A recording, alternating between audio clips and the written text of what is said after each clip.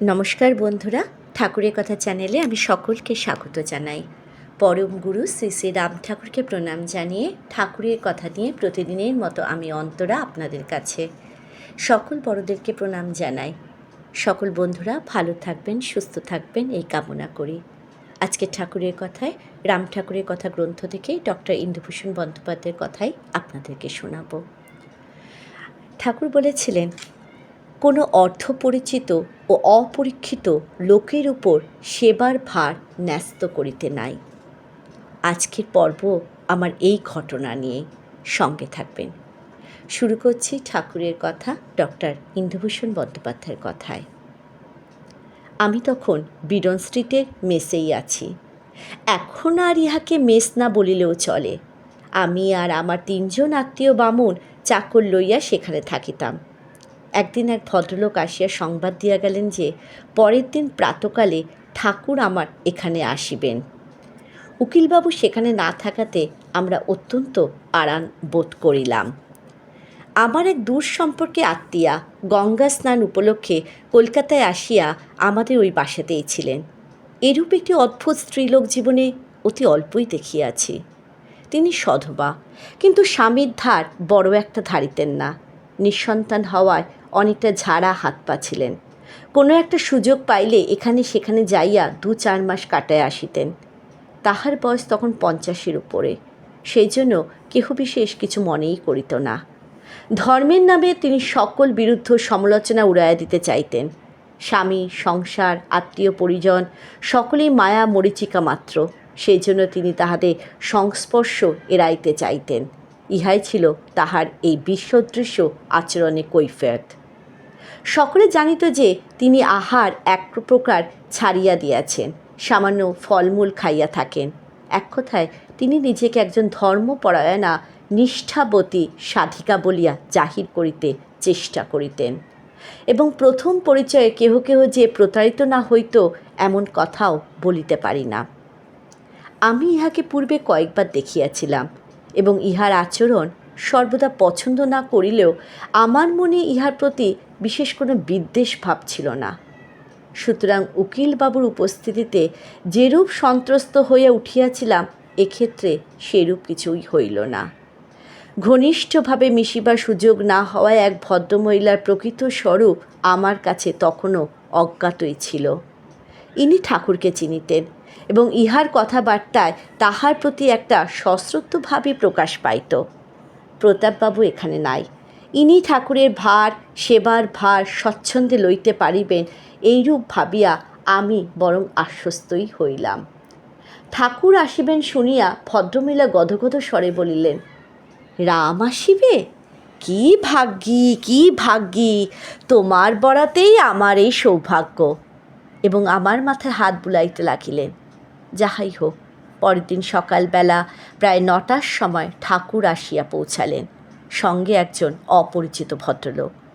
ইনি ঠাকুরকে পৌঁছায়া দিয়া বাড়ি চলিয়া গেলেন। যাইবার সময় আমাকে বলিয়া গিয়াছিলেন যে ঠাকুর তখন সামান্য কয়েক টুকরো কাঁচা কলা আহার করেন, অন্য কিছুই গ্রহণ করেন না। এই কাঁচা কলা একটি বিশেষ প্রণালীতে প্রস্তুত করিতে হয়।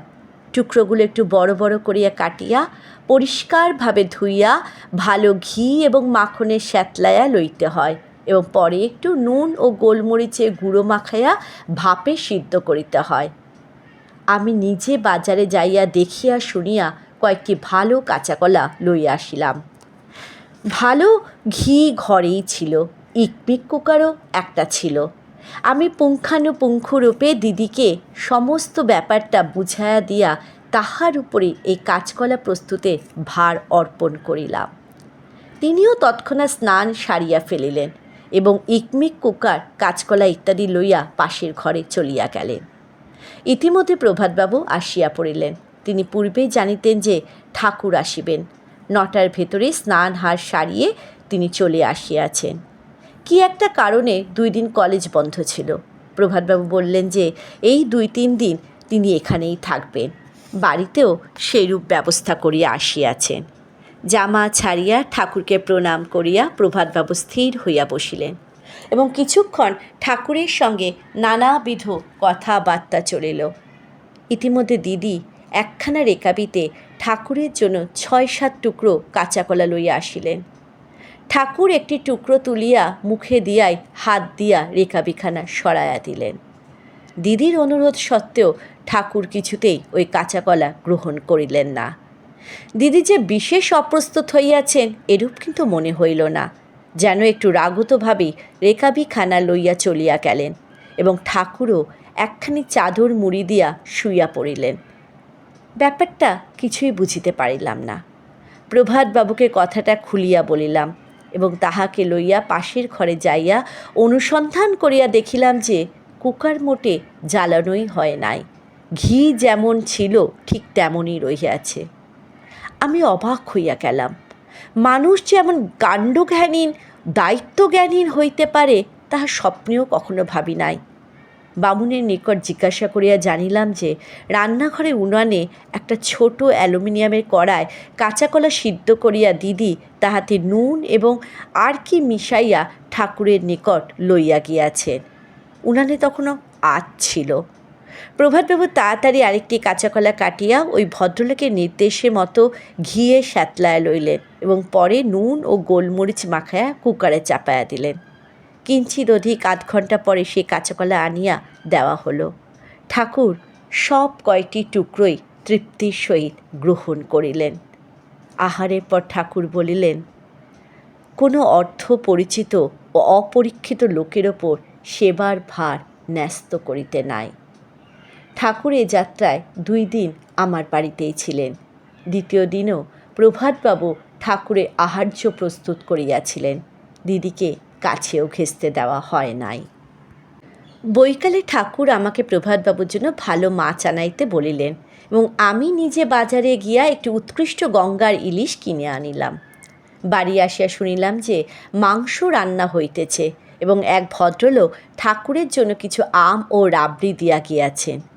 প্রভাতবাবু প্রস্তাব করিলেন যে সেই রাত্রিতে আর মাছ রাঁধিয়া কাজ নাই, সাতলায় রাখিয়া দেওয়া হোক। কথাটা শুনিয়া ঠাকুর বলিলেন, সামনের জিনিস খাইয়া ফেলাই ভালো, কাল কি হইবে কে জানে। শেষে প্রভাতবাবু একটা মাঝামাঝি বন্দোবস্ত করিলেন। সেই রাত্রিতে কিছুটা মাছ ভাজা খাওয়া হলো এবং বাকিটা রাখিয়া দেওয়া হলো। পরের দিন প্রাতকালে রান্নাঘরে একটি গোলমাল শোনা গেল। বামুন বলিতেছে যে উপরে তাকে বেশ শক্ত করিয়া ঢাকিয়া মাছের টুকরোগুলো সে রাখিয়া দিয়াছিল। এখন দেখে যে একখানা মাছও সেখানে নাই, ঢাকনাটা নিচে পড়িয়া আছে। দিদি বলিতেছেন যে নিশ্চয়ই সে মাছের টুকরোগুলো যত্ন করিয়া রাখে নাই, তাহার দোষেই সব বিড়ালে খাইয়া নিয়াছে। বামুন ঢাকনাটা দেখাইয়া বলিল যে বিড়ালে ফেলিয়া দিলে ঢাকনাটা কখনোই এভাবে থাকিতে পারিত না, নিশ্চয়ই কেউ ঢাকনাটা নামায়া রাখিয়াছে। যে এই কার্য করিয়াছে সেই মাছগুলো চুরি করিয়া খাইয়াছে। দিদি বলিলেন যে যত সব আজগুবি কথা, নিশ্চয়ই বিড়ালে খাইয়াছে। আমি কোনো প্রকারে গোলমালটা থামায়া দিলাম এবং ভৃত্য প্রভাসকে সেখান থেকে ভালো মাছ আনতে বলিয়া দিলাম। মাছের টাকা লইতে আমার ঘরে আসিয়া প্রভাস গোপনে আমাকে বলিল যে একটু গভীর রাত্রিতে দিদি মাছের টুকরোগুলো খাইয়াছে, সে স্বচক্ষে দেখিয়াছে। সে রাত্রিতে বাহিরে গিয়াছিল, রান্নাঘরে আলো দেখে উকি মারিয়া দেখে যে দিদি বেশ মৌজ করিয়া টুকরোর পর টুকরো মুখে তুলিতেছেন এবং আরামে নিঃশ্বাস ফেলিতেছেন। সহসা কথাটা বিশ্বাস করতে প্রবৃত্তি হইল না, কিন্তু প্রভাসকে অবিশ্বাস করতেও পারিলাম না। যাহা হোক, তাহাকে এই বিষয় লইয়া আর কোনো উচ্চ বাক্য করতে নিষেধ করিলাম।